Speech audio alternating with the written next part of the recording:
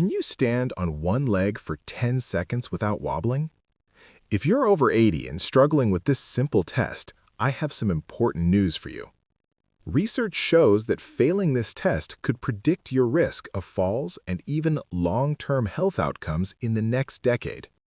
But here's the exciting part.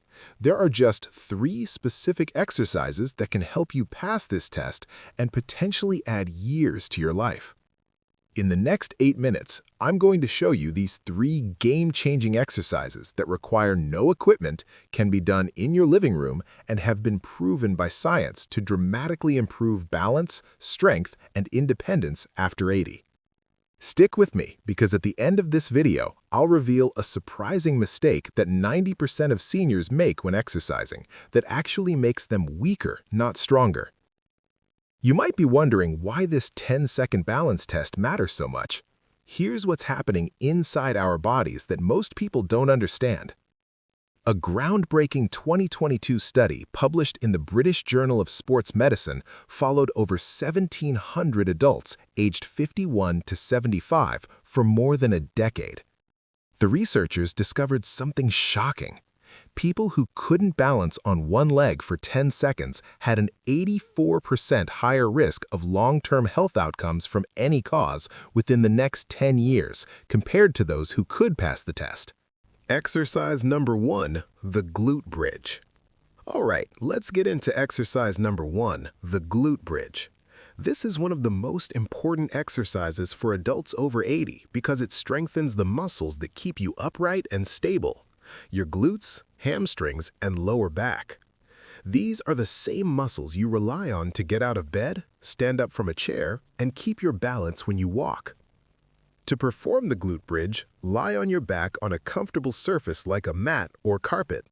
Bend your knees and place your feet flat on the floor about hip-width apart.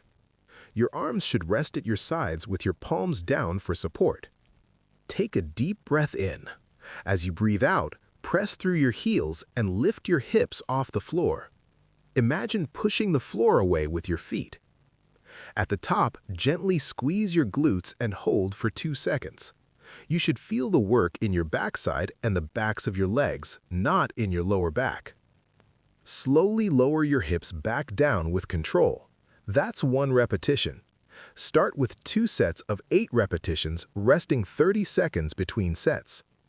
If getting on the floor is difficult, you can do this exercise on your bed or only lift your hips a few inches. Even small movements build strength when done consistently. As you get stronger, increase the hold at the top to 5 seconds. Avoid arching your lower back. This movement should come from your hips, not your spine. Focus on slow, controlled motion rather than lifting higher. Exercise number 2, the sit to stand. Now, this might seem too simple to be effective, but hear me out. This is one of the most functional exercises you can do because it directly mimics a movement you perform multiple times every single day. Think about it. Every time you get out of a chair, use the bathroom, or get out of bed, you're doing a sit to stand.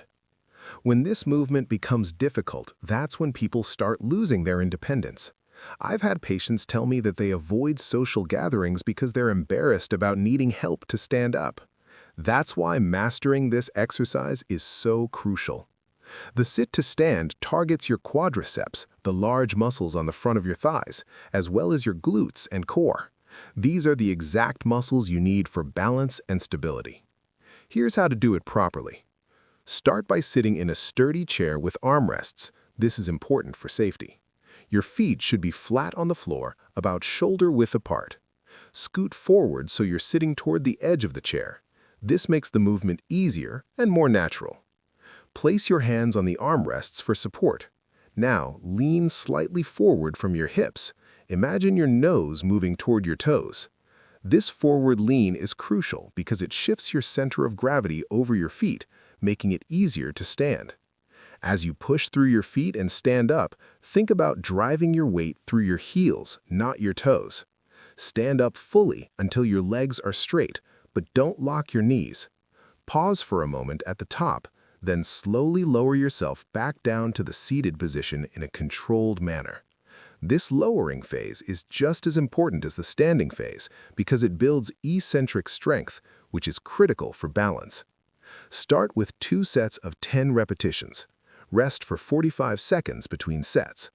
For an easier version, use the armrests more for support, even pushing strongly with your arms to help you stand up.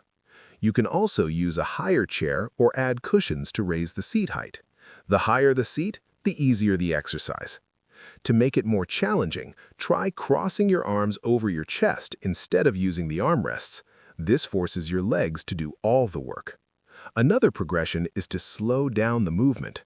Take 3 seconds to stand and 3 seconds to sit back down.